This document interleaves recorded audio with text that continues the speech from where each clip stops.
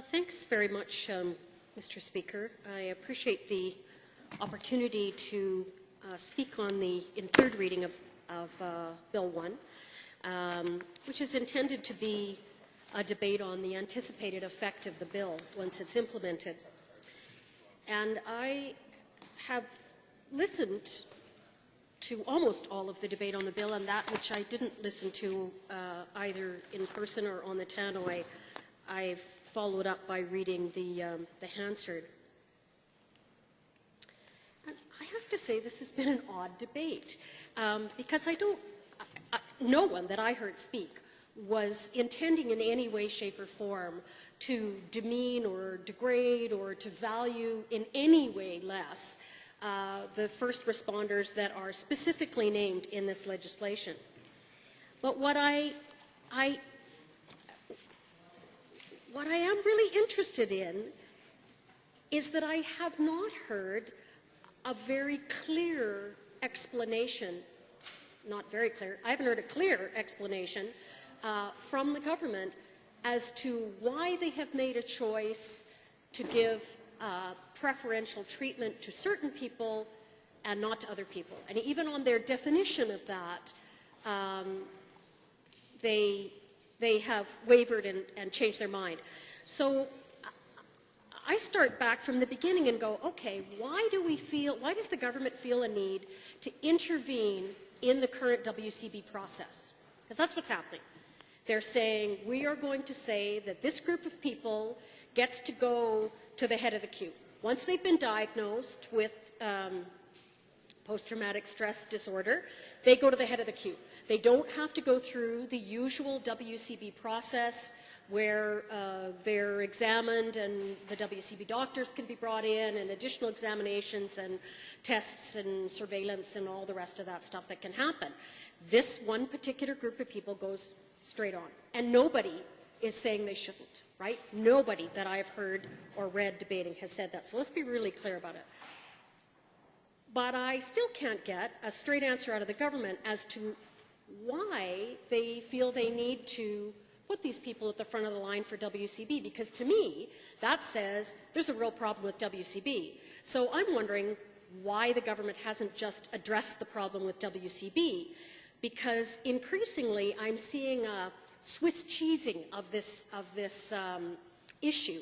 So 5 years ago, we added, and forgive me, I'm going to get the order wrong, but we added firefighters would be automatically, or they wouldn't, it's the same situation, they would be automatically believed that any lung cancer that they suffered would have come directly as a matter of their job, and off they go. No more tests, no more hurdles, no more loopholes, on they go. And then we added in a second group, another piece of legislation a couple of years later, and a second group got added in for recognition. No, I'm sorry, a second kind of cancer got added in for a specific group of people. Same deal, head of the line, avoid all the hoo-ha with WCB. Okay, this is Bill 3, doing exactly the same thing. And I started to think, why aren't we dealing with the problem here? And that is the problem with WCB. Despite the fact that in the last, 15 years, we've had 2 significant inquiry/submissions, commissions, maybe a blue ribbon panel in there somewhere, probably a committee, to examine this, and there was in fact recommendations made, and very little, if any, of it has been implemented. So I'm looking with anticipation to my colleagues on the other side to see who is going to leap to their feet to contradict me on that. No one. Okay. Well. Oh, that hasn't stopped you before. Come on now. Decorum. Let's try to get along. So why? Okay, if we're going to develop this argument then, so if we're having this legislation enshrine, enable, enact the ability to intervene in the current WCB process, why are you doing it? Okay, one stream of that is saying there's something wrong with the system and we're trying to queue jump some people we think really should be queue jumped. And the second side of it is I go, okay, well, if there's nothing wrong with the WCB system, then why are we choosing certain occupations to get preferential treatment? And I carefully read to see where,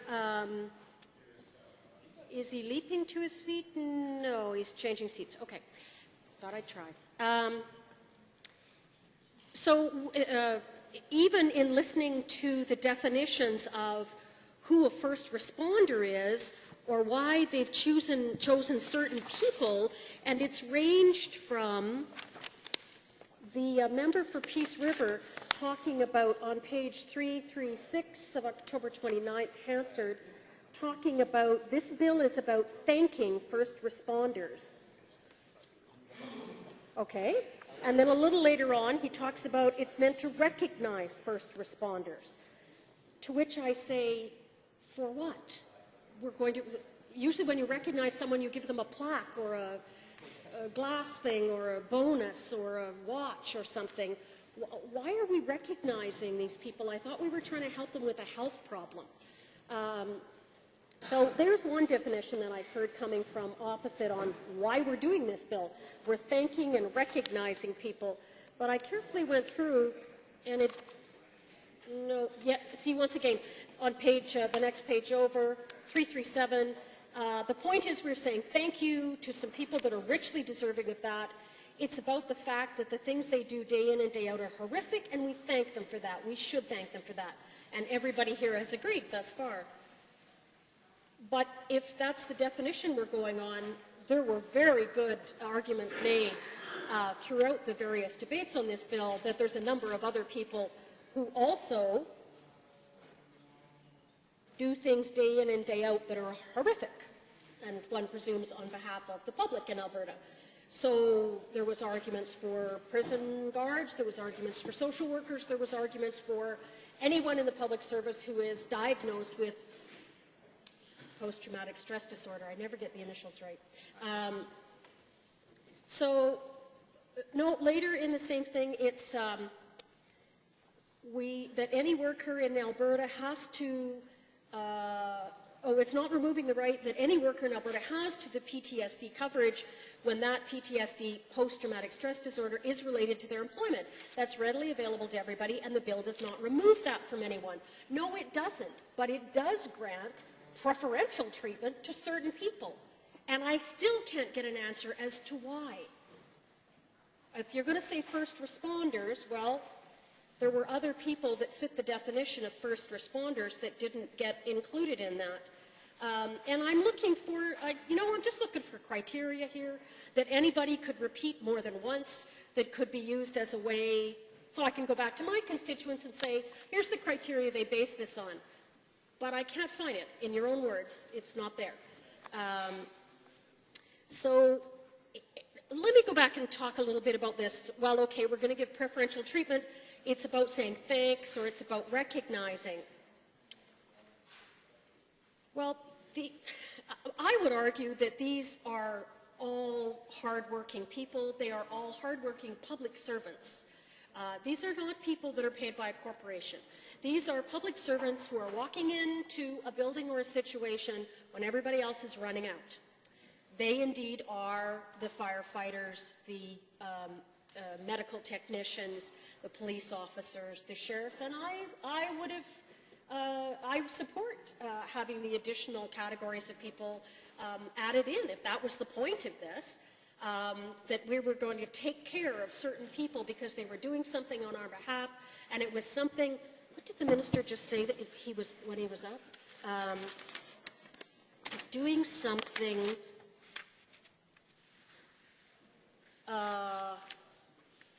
where it was a traumatic situation. They may not get a chance to debrief. They may not get to a counselor. They may be doing a traumatic thing. Well, I think there's a lot of public servants that actually fit into that. And I don't, this is the problem with the government drawing a line. As soon as you draw a line, there's people on one side of it and people on the other side of it. And then there's a long argument about why you should move some people on one side of the line to the other side of the line. I just want to know what made people get on the other side of the line. And it's not clear why the government decided to do this. I'm sure there's a reason, but it may not be a reason that we can discuss in the House, because maybe it's got to do with party business or party financing there, Mr. Speaker. Maybe that's why we're not talking about it. Who knows? It won't tell me.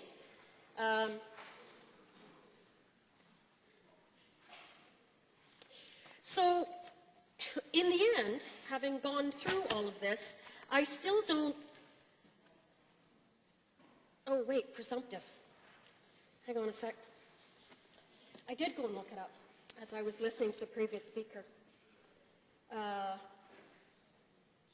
shoot, sorry, hang on. The font gets smaller and smaller. Okay, to assume is true without proof. To undertake to do something without right or permission. Okay, both of those would apply, I would say. Or presumption, the act of presuming. Unbecoming or impertinent. Nope, not that one.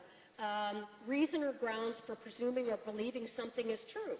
So again, that's exactly what's anticipated here, is that we're going to believe that this post-traumatic stress disorder came about because of the work that these public servants were doing, and therefore we're going to look after their health without making them run through this gauntlet of tests and questioning and proof that is a matter of course and process with WCB. And again, I challenge the government, why them and not everybody else? What is the point that we have come to that this is the third piece of legislation that I've seen in this House inside of, I'm going to say 8 years, each of which are specifically, what's the word I'm looking for, going around the WCB process, evading, circumventing, thank you. See, we can all work together. Deliberately circumventing the WCB process, and that's exactly what's going on here. And we still don't have a real reason or a definitive criteria. And I know people feel really strongly about it, and that's quite clear from listening to the debate that I listened to and from reading the remarks in here. And there was also clearly a division where people said, no, we're willing to add this one in, but not this one.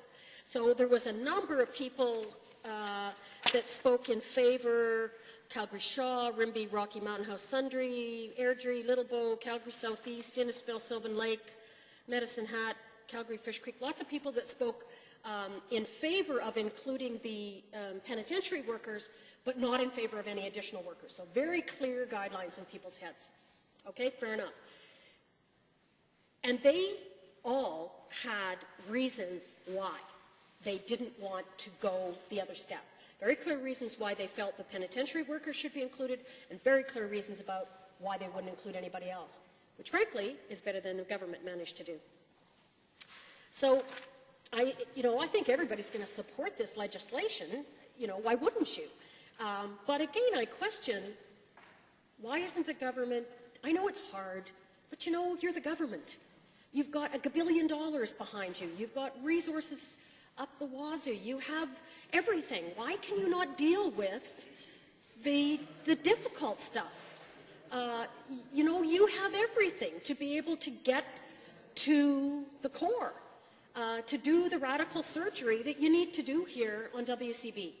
And you've got some experts on WCB here. You've got people that come from the trades and unions and people that really understand this. And every one of us has dealt with these cases in our office.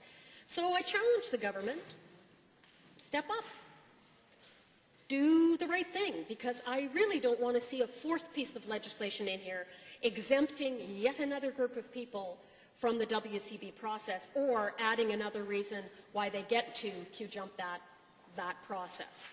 And I'm not saying Q-jumping in any kind of negative way. It's just there's a queue, there's a process, and these people don't have to do it. That's what the presumptive is all about.